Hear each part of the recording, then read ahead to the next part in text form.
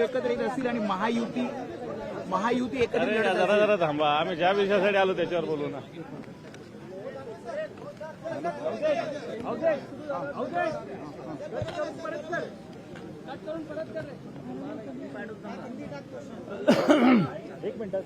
करू हा बोला सर.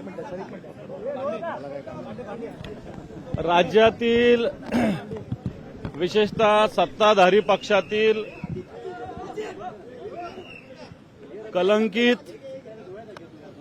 भ्रष्टाचारी व असंवेदनशील मंत्री असतील, आमदार असतील, यांना ताबडतोब बडतर्फ केलं पाहिजे, ही मागणी घेऊन महामहिम राज्यपाल महोदयाची भेट आज शिवसेनेच्या सगळ्या शिष्टमंडळाने घेतली.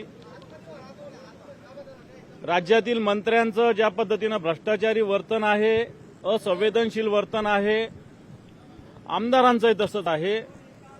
मग त्यात सामाजिक न्यायमंत्री संजयजी शिरसाट यांचा प्रत्यक्षात नोटा घरामध्ये बॅगमध्ये खचाखच भरलेल्या नोटांची बॅग,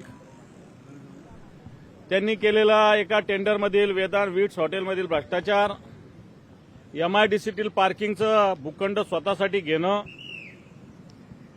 त्याचप्रमाणे राज्याचे कृषी मंत्री माणिकराव कोकाटेंनी शेतकऱ्यांविषयी गैरउद्गार काढणं, ढेकळाचे पंचनामे करायचे का, कृषी खातं ओसाडगावची पाटीलकी आहे. आणि हेच मंत्री जे लोकशाहीचं मंदिर विधान भवन विधिमंडळ समजलं जातं आहे, या ठिकाणी या सभागृहात रम्मी खेळताना आढळलेले आहेत. त्याची सगळ्या महाराष्ट्रानं मला असं वाटतं त्याचं दर्शन घेतलेलं आहे असं म्हणावं लागेल. कारण शेतकऱ्यांच्या भावनेशी किती असंवेदनशीलतेनं खेळणं आहे हा प्रकार याच्यातून दिसलेला आहे. दुसरं, राज्याचे गृहराज्यमंत्री योगेश कदम यांच्या आईच्या नावावरचा डान्स बार, इथं 22 बाला पकडल्या गेल्या. डान्स बार राज्याचा गृहराज्यमंत्री इनलिगल डान्स बार चालवतो, त्याला पोलीस पकडतात आणि मग राज्याचे मुख्यमंत्री, राज्याचे गृहमंत्री कॅबिनेट असलेलं हे झोपलेलं आहे का, हा प्रश्न आहे. गृहराज्यमंत्रीच जर मला असं वाटतं अशा पद्धतीनं डान्स बार चालवणार तर राज्याच्या बाकीच्या जनतेनं काय केलं पाहिजे. हेच गृहराज्यमंत्री स्वतःच्या मतदारसंघात वाळू खऱ्या अर्थानं घरकुलाला दिली पाहिजे, सर्वसामान्याला दिली पाहिजे. याच्याऐवजी वाळूचा साठा करून स्वतःच्या स्वार्थासाठी वापरतात. हे गृह राज्यमंत्री योगेश कदम. हनी ट्रॅपच्या विषयी ज्या पद्धतीनं महाराष्ट्रात अंगुली निर्देश जात आहे, काही मंत्र्यांचा याच्यात सहभाग आहे. एकनाथ खडसे साहेबांनी मागच्या आठवड्यामध्ये हा विषयाला सातत्यानं आवाज उठवलेला आहे.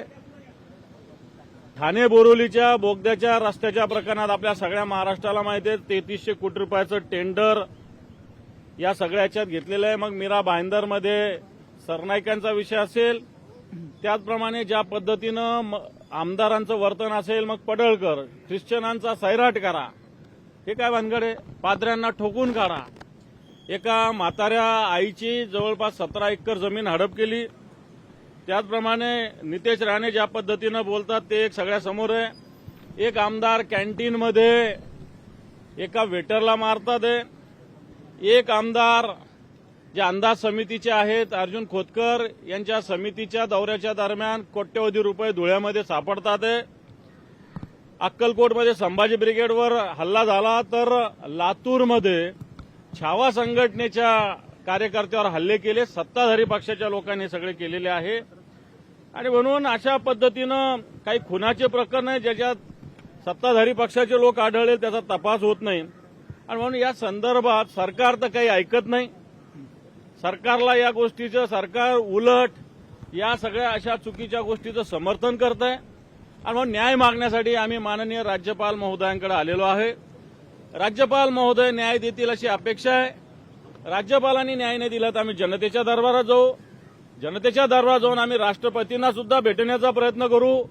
परंतु निश्चित या महाराष्ट्रातील जे कलंकित मंत्री आहे, भ्रष्टाचारी मंत्री आहे, असंवेदनशीलतेचा कळस महाराष्ट्रातील या महायुतीच्या सरकारने गाठलेला आहे. याला बडतर्फ केलं पाहिजे. या मंत्र्यांना घरी बसवलं पाहिजे. ही मागणी घेऊन आम्ही मान्य राज्यपालांची आज भेट घेतलेली आहे.